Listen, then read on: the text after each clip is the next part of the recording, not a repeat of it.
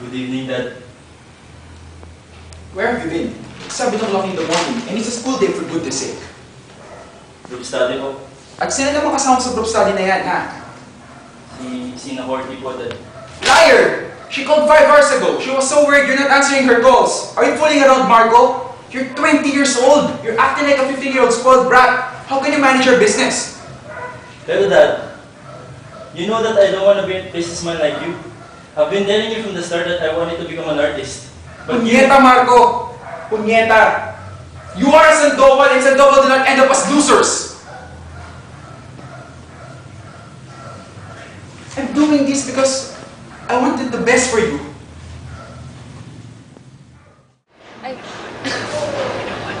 You know what? People think that ang dumi-dumi ng trabaho na to. Pero, oo nga, medyo madumi. Pero, kung gagawin mo naman in the right way, you use the right tools. I mean, alam mo yun, you do it for a good reason. Kasi I plan to help my family, especially my mother. Kasi, yun, it's about time na sunduin ko siya sa probinsya and pag nakaipon ako, you seem so smart. I'm sure malayong mararating mo. Sana nga, sana. And you're too beautiful to suffer. Really? If we fall in love, we will have this melody in our heads. If we fall in love, and where would you be a better place?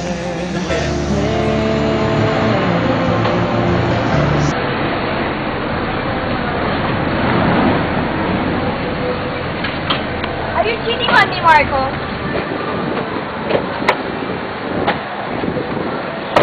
I don't know what you're saying. Don't be a brat, Courtney. Don't try me, Marco! I'm warning you! Pag nahuli kita, papatay ko kayo babae mo! Shelo pala, ha? Akala ko pa naman mabait ka. Honest, true to yourself. Ano pa bang hindi ko alam tungkol sa'yo, ha, Shelo? Bakit ka pa nagagalit, James? Ano ba ginawa ko sa'yo? Bakit, ha? Kasi sinungaling ka. I thought you're different. I thought you're one of a kind. Pareho ka pa lang nila. Sinungaling. You lying bitch! Wala kang karapatang husgahan ako. O nga eh. Akala ko kasi kilala kita.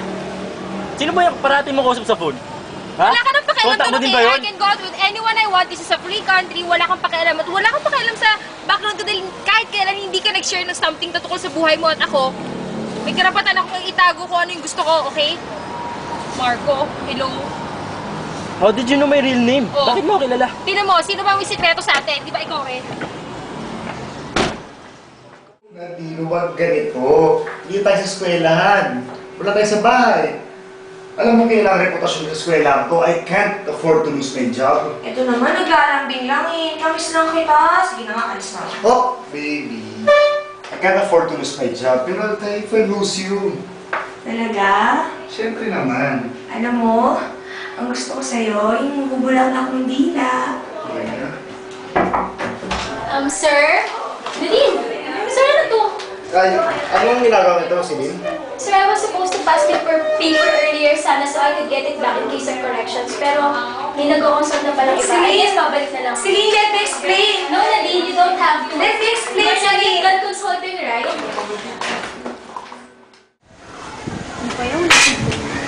O ano, Celine? Masaya ka na ba? Pinatansin na si Edward sa office at dahil sa iyon, masaya ka na? Ba't ka ba nagagalit? Ano to? Ano nang nangyayari? Ano ba? Pero mo ipaliwanag? Ano ba? baka pwede natin Oo, kami ni Edward. Mahal ko siya at mahal niya ako. Mr. Ticas. In fact, siya nga lang ang nagmamahal sa akin eh. Ano bang pakialam nyo? Buti nga kayo may mga magulang kayo eh. Siya, kaisa-isa lang siyang nagmamahal sa akin. At pinais niyo pa siya, o ano, is it worth it? Ha? Masaya ka na ba? Alam mo, hindi kita maintindihan.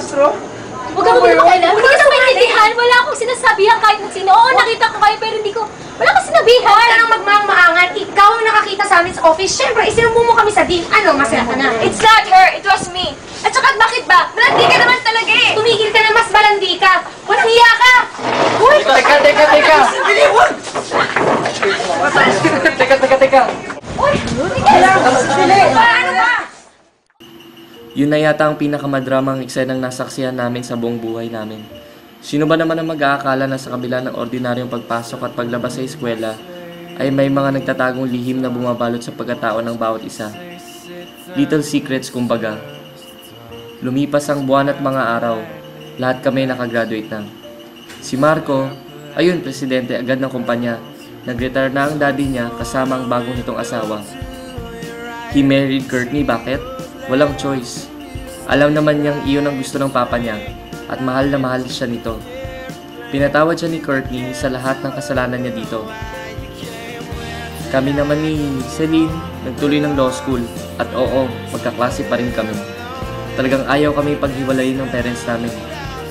Si Charles naman pumasok ng seminaryo where he truly belongs. Lagi naman akong sinusulatan na may miss daw niya ang tokwa sa may kanto. Si Nadine, nagpakasal sila ni Mr. De Castro. Ang huling balita ko, tumira sila sa probinsya. Mabuti naman nahanap na ni Nadine ang katahimikang gusto niya.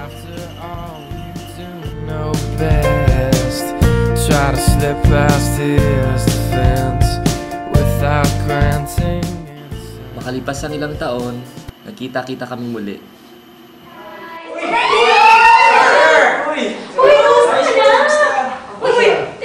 Sir, buntis ka ba? Oo nga, kaya nga ako nagpunta dito kasi gusto ko kunin yung mga mayayaman na ninong at ninang. Kayo! Sir, ano po bang pangalan yan? Oy, Mr. Reyes! I remember you failed this subject, ha? Sir, hindi ako yun. Si Marco. Wait, teka, may iba ako. Buti nakarating ka na dito.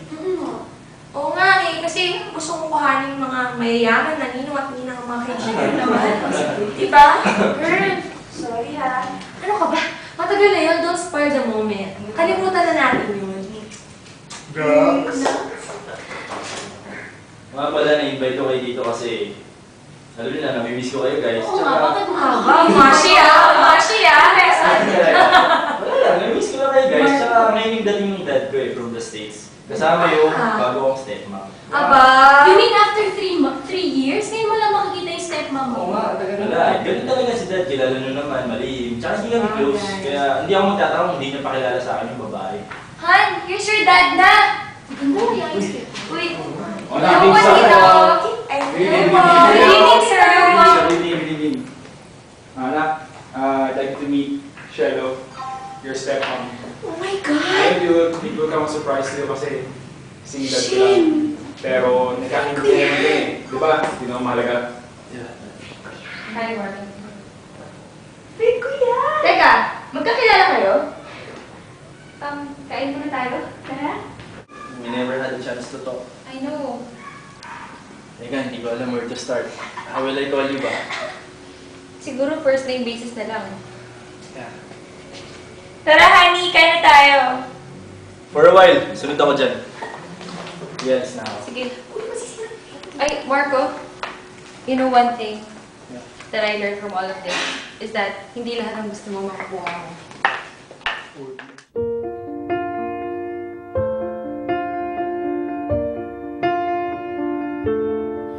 Step one, you say we need to talk. He walks, you say sit down, it's just talk.